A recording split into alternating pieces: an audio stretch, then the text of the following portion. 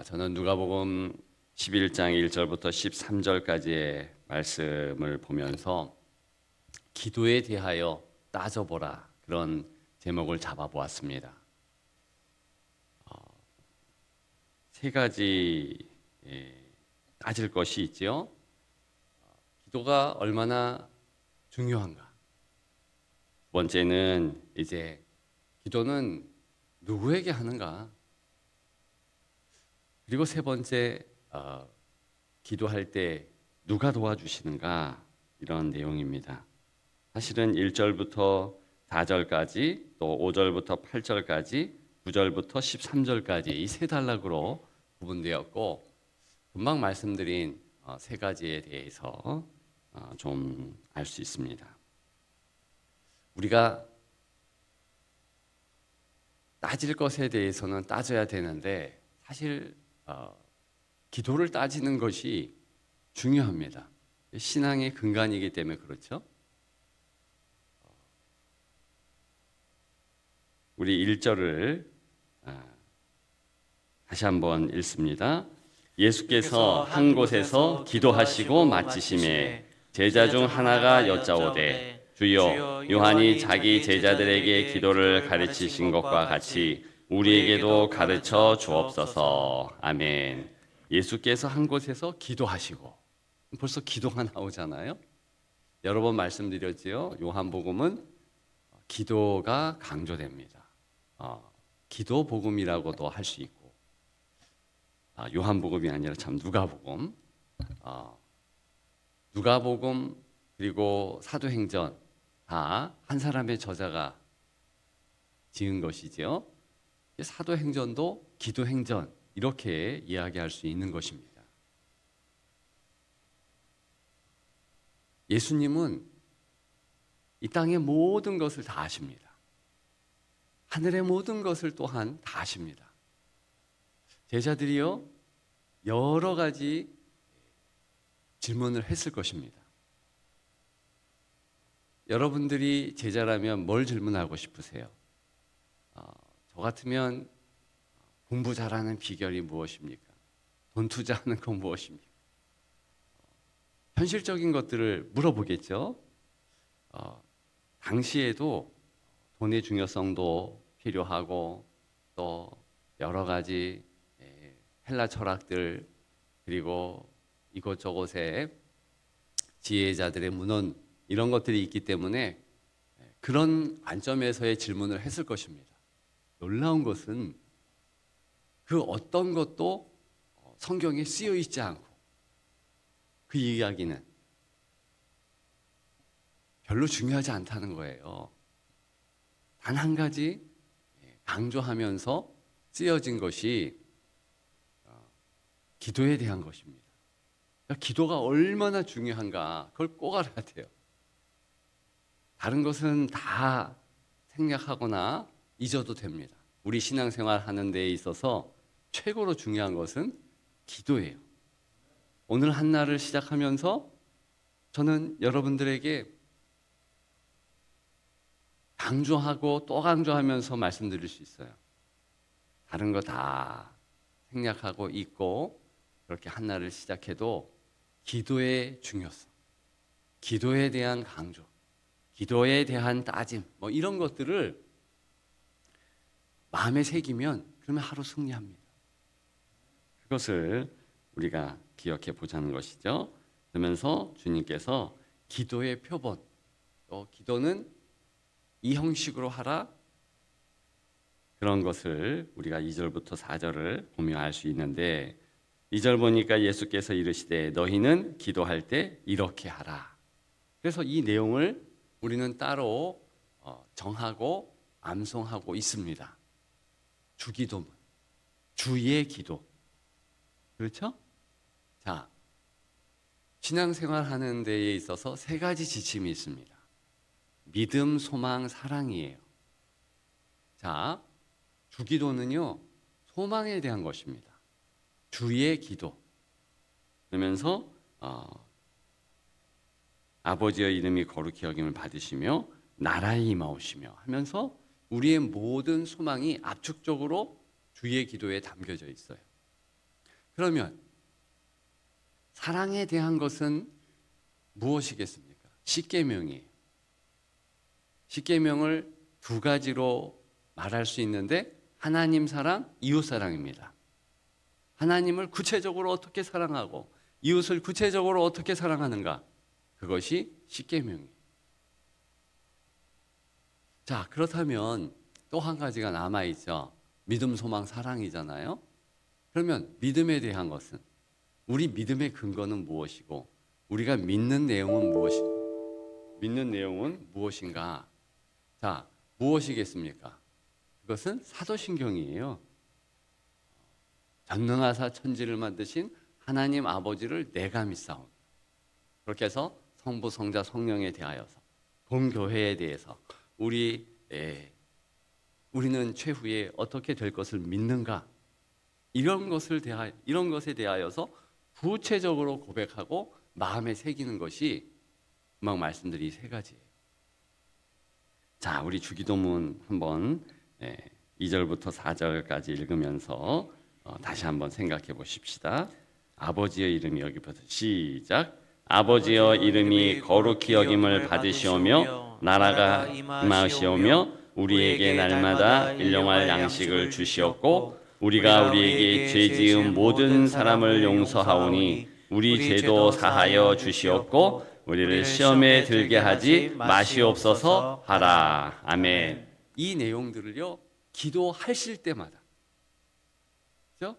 그러니까 주기도문은요 우리가 무슨 순모임하고 뭐 수요 예배 때, 공예배 때 축도 없으면 주기도문 하는 것이 아니고 항상 개인적 기도할 때 꼭 주기도문을 하고 시작하면서 그 순서도 그리고 내용도 하나하나 생각해보고 개인적 기도를 다 마친 후에 마침표처럼 그렇게 또 주기도문으로 마치는 겁니다.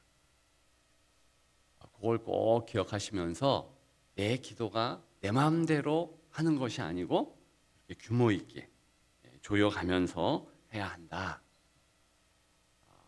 그만큼 주님이 가르쳐 주신 기도는 중요해요. 오늘 여러분들이 개인 기도 하실 때 먼저 주기도로, 또 마무리하실 때 주기도로, 그리고 꼭 오늘 저녁에 이제 잠자리에 들기 전에 또 주기도로 그렇게 하시면 좋겠습니다. 자, 두 번째, 기도는 누구에게 하는가? 누구에게 합니까? 그것은 이 관계성을 우리가 꼭 생각해야 되는데 아버지께 하는 거예요. 아버지께. 우리는 아바 아버지라 부르짖느니라. 자, 5절부터 8절인데요.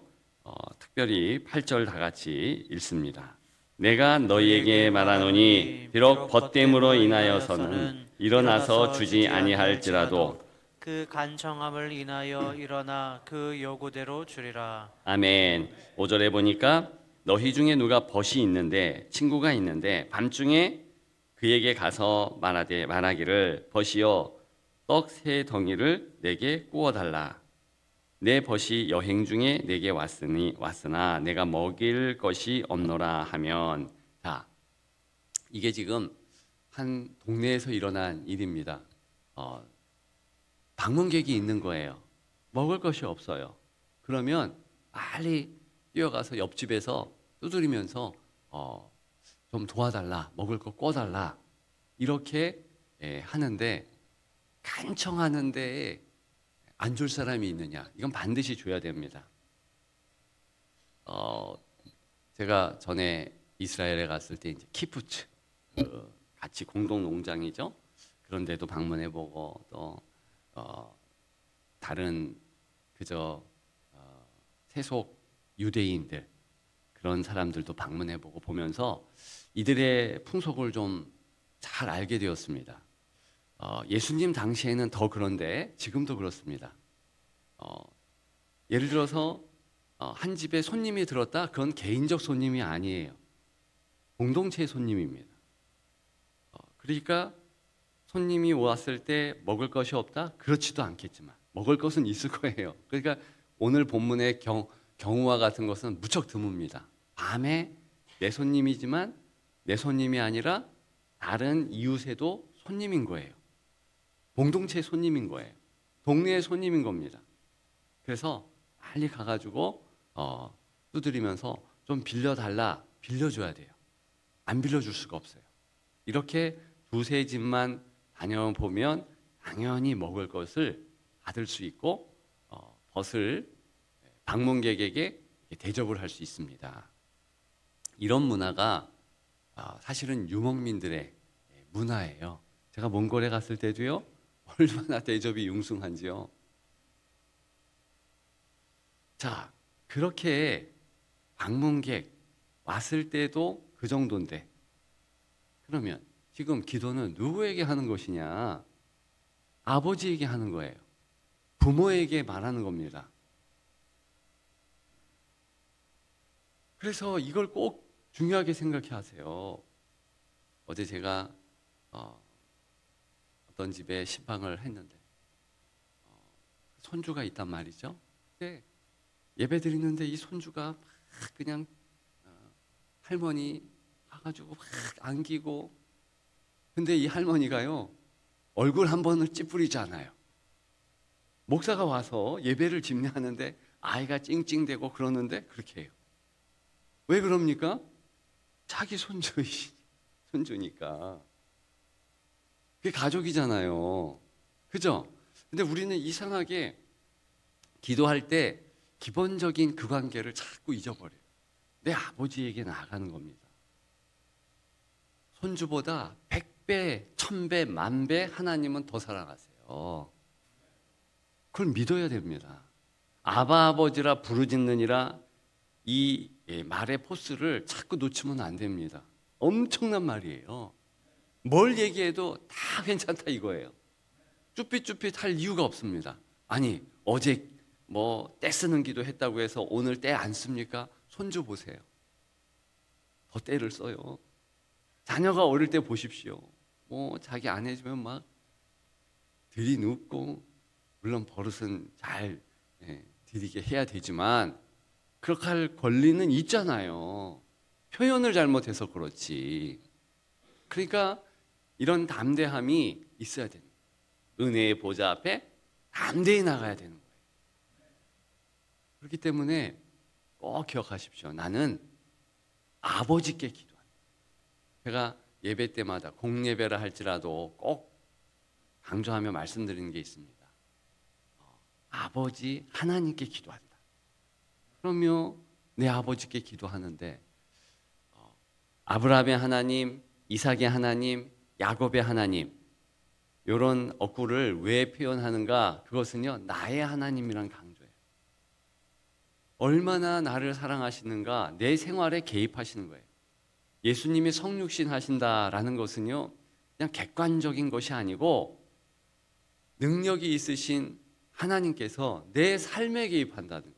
아브라함의 일생 가운데 개입하신 하나님, 이삭과 야곱에게 개입하신 하나님이 오늘 여러분들의 삶 가운데 개입하신다는 거예요. 그래서 저는 어제 여러분들에게 할 간증이 되게 많습니다. 하나님께서 어떻게 내 삶에 개입하셔가지고 하나하나 그렇게 역사하셨는지 몇 시간 할 것 같아요. 여러분 그러셔야 됩니다. 오늘 어떻게 하나님께서 여러분들의 삶 가운데 개입하시는지, 이게 마이 스토리, 하나님에 대한 내 이야기가 있어야 돼요. 이것이 나의 간증이요. 간증이 뭡니까? 나를 붙잡아 주시고 인도해 주시는 하나님. 저의 학교 자퇴해서 좀약 장수, 수세미 장수 할 때에도 하나님이 저를 지켜주신 것이 또렷이 기억됩니다. 근데 지금도 그 똑같은 모습, 똑같은 그 은혜로 붙잡아 주시고 지켜주세요. 여러분들도 그렇게 하실 줄 믿습니다. 첫사랑, 처음 만났을 때 그렇게 하나님 은혜 안에서 지키신 바 된 것을 기억했는데 똑같아요. 라오디게아 교회가 되었든 다른 7개의 교회가 되었든 그 교회들은요 다 하나님께서 지켜주시는, 여러분들도 그렇게 지켜주시되 비록 벗됨으로 인하여는 일어나서 주지 아니할지라도 그 간청함, 이때 그 간청함을요 뭐 떼쓰고 그거 얘기하는 게 아니고 아버지에게 자녀가 하는 그러한 마음을 하나님 모르시겠느냐, 그것입니다. 기억하는 여러분들 되시기를 축복합니다. 마지막 도대체 누가 기도할 때 도와주시는가?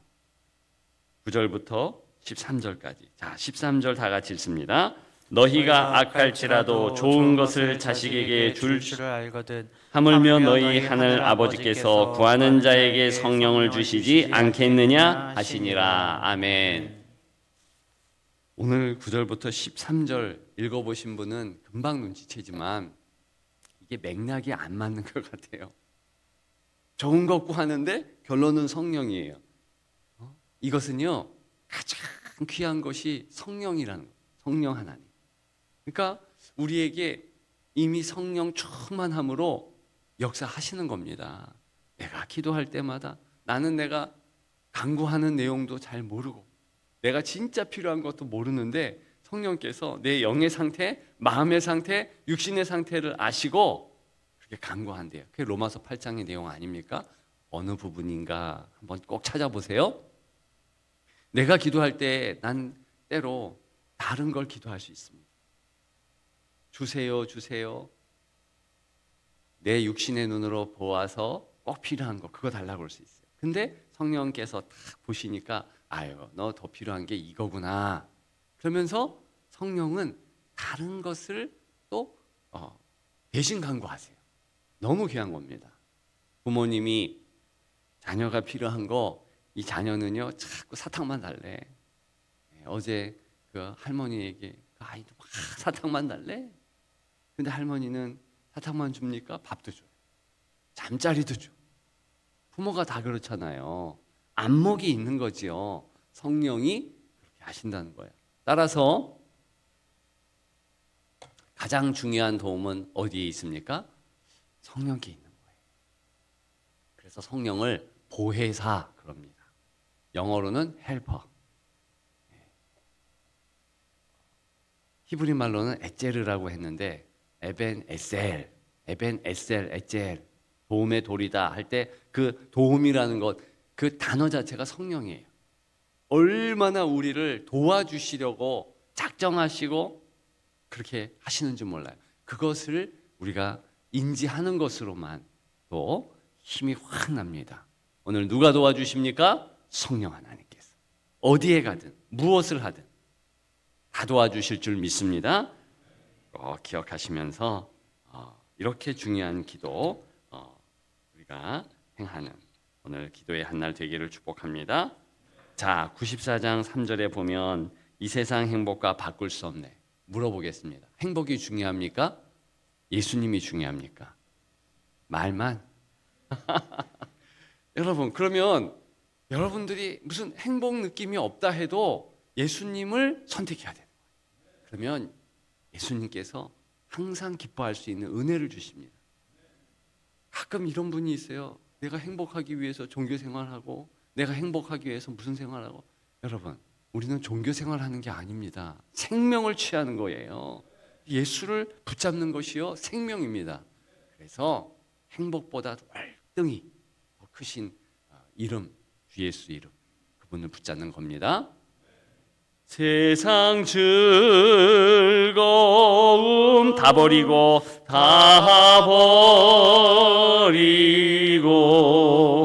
세상 자랑 다 버렸네.